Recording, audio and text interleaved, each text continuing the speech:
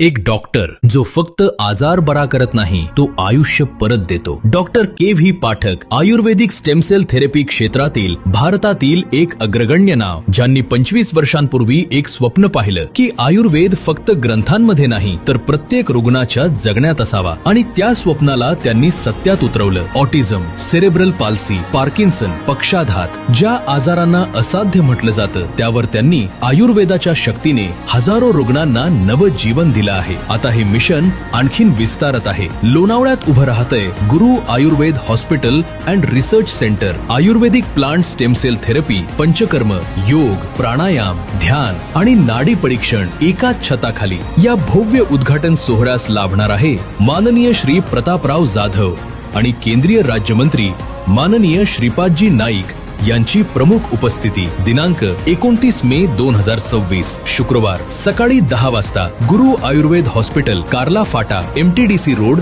लोणावळा. 25 वर्षांची तपश्चर्या, लाखो रुग्णांचा विश्वास आणि आयुर्वेदावरची अढळ श्रद्धा, हेच आहे डॉक्टर के.व्ही. पाठक यांचं खरं बळ. आपली उपस्थिती आम्हास प्रेरणादायी ठरेल.